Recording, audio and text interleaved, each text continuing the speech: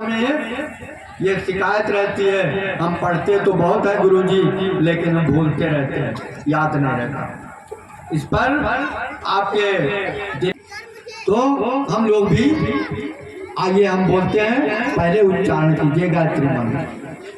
उस सभी बच्चे बोले, उस प्राण स्वरूप दुख नाशक सुख स्वरूप श्रेष्ठ तेजस्वी पाप नाशक देव स्वरूप परमात्मा को हम अपने हृदय में धारण करें। वह परमात्मा हमारी बुद्धि को सन्मार्ग पर प्रेरित करे। ओम भूर्भुवः स्वः तत्सवितुर्वरेण्यं भर्गो देवस्य धीमहि धियो यो नः प्रचोदयात्। एक बार स्वयं उच्चारण करिए आप लोग, सभी लोग साथ बोले। ओम भूर्भुवः स्वः तत्सवितुर्वरेण्यं भर्गो देवस्य धीमहि धियो यो नः प्रचोदयात्। ओम भूर्भुवः गतोऽपि वा यात्मरेत् पुण्डरीकाक्षं सवायभ्यन्तरा शुचि। ओम पुनात् पुण्डरीकाक्ष पुनात् पुण्डरीकाक्ष पुनातु। देश की मिट्टी तपोभूमि हर ग्राम है, हर नारी हर बेटी देवी की प्रतिमा, बच्चा बच्चा राम है। गाओ। चंदन है इस देश की मिट्टी तपोभूमि हर ग्राम है, हर बेटी देवी की प्रतिमा, बच्चा बच्चा राम है। गाओ। चंदन सर्वप्रथम जब हम बिस्तर से उठे, बोलो बिस्तर पर ही बैठ जाओ, बिस्तर पर बैठ जाओ, ऐसे दोनों हाथ खोलो सामने। याद रखना, रोज करना है। और मंत्र जानते होंगे आप लोग, कर अग्रे वस्ते लक्ष्मी, कर मध्य सरस्वती, कर मूले तो गोविंदा, प्रातः कर दर्शनम। क्योंकि भाग्य हमारा इसी में है, हमारे भाग्य हमारे हाथों में है। तो पहले सो करके जैसे उठे, अपने हाथों को, इन तलुओं को देखें और मंत्र आता है तो मंत्र पढ़ें। कर अग्रे वस्ते लक्ष्मी, कर मध्य सरस्वती, कर मूले तो गोविंदा, प्रातः कर दर्शनम। पहले अपने भाग्य को देखें, प्रणाम करें। फिर इसके बाद क्या करना है तुमको, जैसे बिस्तर से पैर नीचे उतारे, धरती माता को प्रणाम करें। क्योंकि जन्म लेने के बाद हम कहाँ आते हैं भी बताया गया था, धरती पर आते हैं और धरती पर हमारा पूरा जीवन बीतता है। धरती माता हमको अन्न जल वस्त्र हवा जो कुछ है वो जीवन जीने की सारी प्रक्रिया धरती से मिलती है। इसलिए धरती माता को प्रणाम करें। याद रखो, धरती माता को अगर रोज प्रणाम करोगे तो कभी भी आप दुर्घटनाग्रस्त नहीं है। ये उसका कर्तव्य बनता है, आपकी रक्षा करेगी। और अगर मान लीजिए कहीं कोई दुर्घटना होती भी है तो बच निकलो, वो धरती माता आपको अपने गोद में बचा लेगी। हर हालत में चोट नहीं खाओगे, बचा लेगा, समझे। तो इसलिए क्या करना है, पहला काम, सो करके बिस्तर पर उठोगे तो बैठ जाओगे, पहले अपने हाथों को देखोगे और मंत्र याद कर लेना। इसका प्रणाम करना है। माता पिता, घर में जो भी बड़े हो, भाई भाभी, चाचा चाची, दादा दादी, जो भी हो, सबका आशीर्वाद लेना है। कितने बच्चे करते हैं इसका? जरा हाथ उठावे जो हाथ नीचे। आज से ये संकल्प लेकर जाना है कि ये काम आपको रोज करना। ठीक, प्रणाम करने के बाद क्या करोगे? थोड़ा सा हल्का गुनगुन पानी पियोगे। हल्का गुनगुन पानी पीना है। कितना? कम से कम 1 गिलास। स्वस्थ रहना है आपको, स्वस्थ रहना अच्छा लगे, गिलास गुनगुना पानी पीना।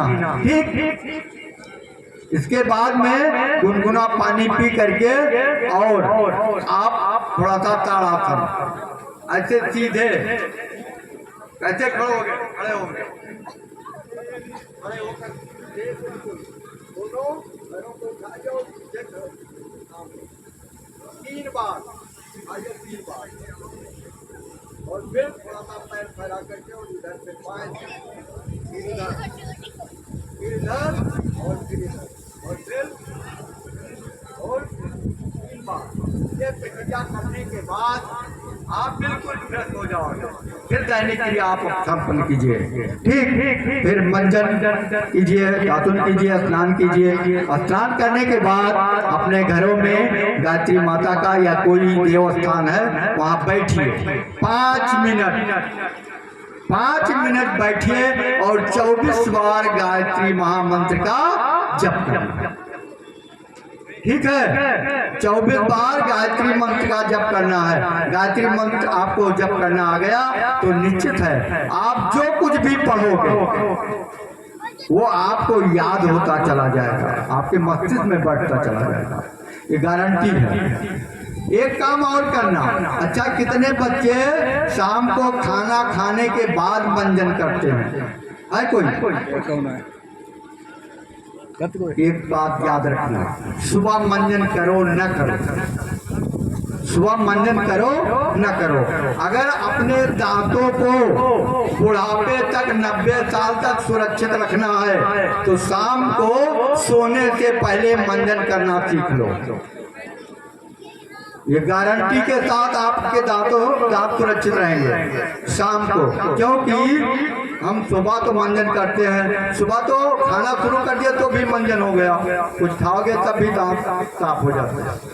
और शाम को हम खाए खूब और सो गए तो दांतों में जो अन्न के कण रह जाते हैं, रात में सो गए मुंह बंद हो गया, अब रात तो रहती है, फिर सड़न पैदा होती है और धीरे धीरे दांतों में कीड़े लग जाते हैं, दांत खराब हो जाते हैं। इसलिए दांतों को शाम को सोने से पहले साफ रखो तो आपको अच्छी नींद आएगी और आपके दांत सुरक्षित रहेंगे गारंटी के साथ। इसलिए शाम को यही प्रक्रिया करना।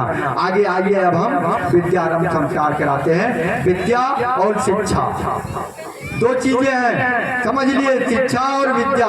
यहाँ विद्यारंभ संस्कार हो रहा है। आपका पढ़ते क्या है? शिक्षा और विद्या में अंतर है। शिक्षा और विद्या में अंतर है। अंतर क्या है? शिक्षा हमारे मस्तिष्क का डेवलपमेंट करता है, मस्तिष्क का विकास होता है। भौतिक शक्तियां हमको शिक्षा से मिल सकती हैं, लेकिन कुछ आत्मिक शक्तियां हैं, कुछ चीजें हैं जो हमें शिक्षा से नहीं प्राप्त होती है। शिक्षा का स्थान क्या है? मस्तिष्क। विद्या का स्थान दूसरा है, हृदय। विद्या आती है तो हमारे अंदर करुणा, दया, ममता, प्रेम, स्नेह आता है। और ये आज हम विहीन होते जा रहे हैं। आज विद्या नहीं है तो हम स्नेह, प्रेम, ममता, वात्सल्य से विहीन होते हैं। आज जो विद्या समाप्त हो गई है, घटनाएं तो रोज घट रही हैं, लेकिन कुछ घटनाएं विख्यात हो जाती हैं जो बहुत बड़ी घटना मानी जाती है। पेपर में भी छपा था, गूगल पर सर्च करके भी आप देख सकते हैं। बिहार की घटना है, बिहार की घटना है। झारखंड में एक नर्सिंग होम था, जहां भाई बहनों उस नर्सिंग होम में उस एक डॉक्टर जो नर्सिंग होम बनाए रखा था 2 लाख प्रतिदिन की आमदनी, 2 लाख रुपए उसकी प्रतिदिन की आमदनी थी नर्सिंग होम में। संजोग से उस अस्पताल में सवेरे सवेरे 5 किलोमीटर की दूरी पर एक कोई बहन थी। उसके घर परिवार में उस समय कोई नहीं था, अकेली वो बहन थी। 2 साल का बच्चा बीमार पड़ गया। अचानक उसकी तबीयत खराब हो गई, बेहोश हो गया। ठीक 4 बजे बहन जी के पास पैसे भी नहीं थे, घर परिवार में कोई नहीं था। 500 रुपए उसके जेब में थे।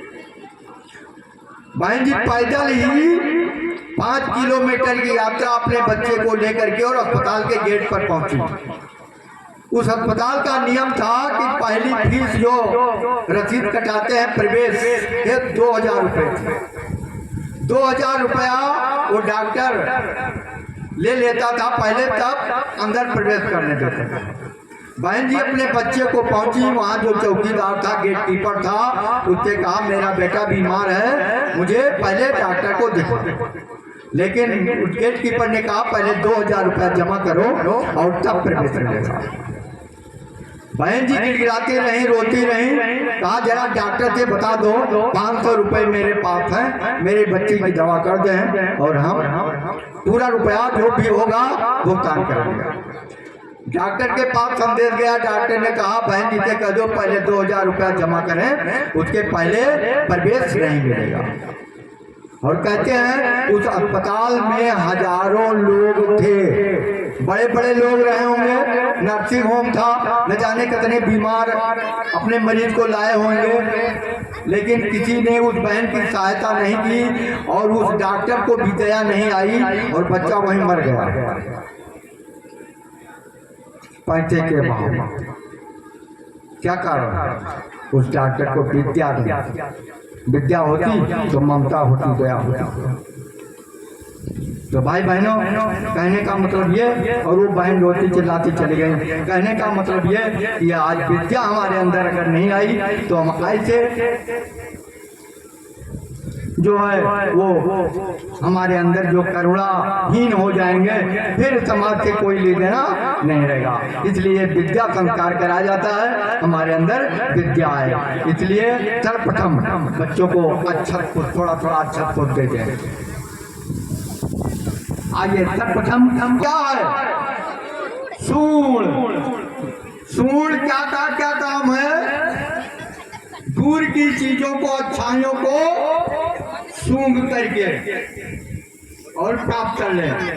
वो सूंड बताती है कि हम सब बच्चों को भी अच्छाइयों को दूर भी है तो अच्छाइयों को खींच करके अपने अंदर धारण करना चाहिए। ठीक है? और गणेश भगवान के कान बहुत बड़े बड़े हैं। कान क्यों बड़े बड़े हैं? हम अच्छाइयों को ज्यादा सुने, अच्छाइयों को सुने जो हमारे गुरुजन पढ़ाते हैं, बताते हैं, उन चीजों को हम अंदर धारण करें। और गणेश भगवान का पेट बहुत बड़ा है। पेट इसलिए बड़ा है कि हम जो भी अच्छाइयाँ हो उसको अपने अंदर पचा लें, उसके अंदर पचा दें और बुराइयों को निकाल दें। इसलिए सर्वप्रथम भगवान गणेश का पूजन करते हैं। सभी बच्चे ऐसे अक्षत को